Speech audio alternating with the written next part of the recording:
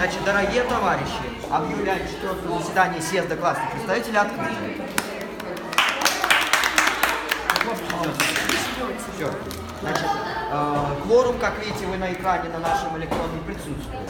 Так, и перейдем к обсуждению законопроекта. Пожалуйста, нажмите, Евгений Алексеевич. Законопроект номер 10 о создании печатного органа, съезда классных представителей. Сейчас, подождите одну секунду, я зачитаю вам. Так. Короче говоря, значит, создать газету, значит, как орган съезда, создать газету, которая будет называться «Ведомости съезда классных представителей», которая будет выходить один раз за заседание наше. Я вот тут написал, правда, не могу найти, но... вот. Об створении друкованного органа. Значит, первое. Создать печатный орган, который целиком будет принадлежать комитету по прессе съезде под названием «Ведомости съезда классных представителей».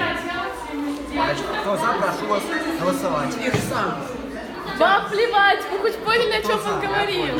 На камеру, дура. Кто за то, чтобы создать газету съезда? Все за.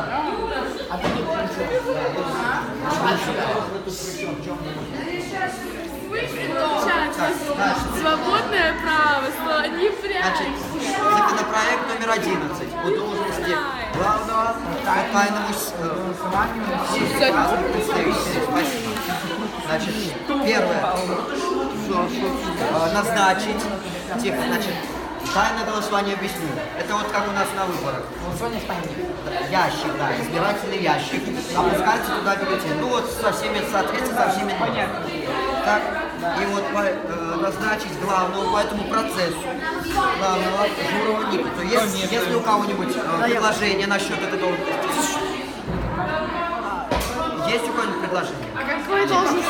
Главный по тайному голосованию, то есть голосовать на съезде. Ну, по тайному. Есть открытое голосование, как мы руками голосуем, а есть тайное, в коробке бюллетени. Да, анонимное, может так. Анонимное пойдет, да. Поэтому по анонимному уже голосованию, как наши коллеги предусмотрели. Пойдет, нормально. Что ты меня снимаешь? Есть у кого-нибудь кандидат? Ну, Паша. Нет. Все. Да. Вы? Я. А еще ваш Паша не Ну хорошо. Значит, товарищ Волончук. Предложение по кандидатуре Волончука. Пожалуйста, прошу голосовать. Главным по тайному голосованию на съезде. Молодец. И ты. Кто за? Кто за? Руки все. Он за человек. Паузу нажми, паузу. Что вы думаете о этом съезде? Он шикарный. Ты говно! Вас снимают. Почему бы не пристановить? Дальше можно? Спасибо. Значит, следующий, пожалуйста, переключитесь. Спасибо. Значит, по подробному плане, законопроект номер 13, по подробном плане проведения выборов старосты 8 класса, помощника старосты, 16 декабря. Мы уже утвердили. Значит, первое, утвердить подробный план. Значит, с 20 ноября по 8 декабря регистрация кандидатов. С 9 по 14 декабря формирование избирательных участков, формирование избирательных округов, составление списков избирательных комиссий. Вход в избирательную комиссию. Кто подсчитывает голоса. Следующее. 15-го. Распечатывание бюллетеней, избирательных протоколов и списков избирателей. Так? И 16-е. Главный день голосования на выборах старосты и помощника старосты, это естественно. И 16 снежня 2016 в 14:00 закрытие избирательных участков, начало подсчитывания голосов. 17 декабря объявление официальных итогов выборов старосты. Пожалуйста, кто за этот план, который мы этот самый... Кто за? Прошу голосовать.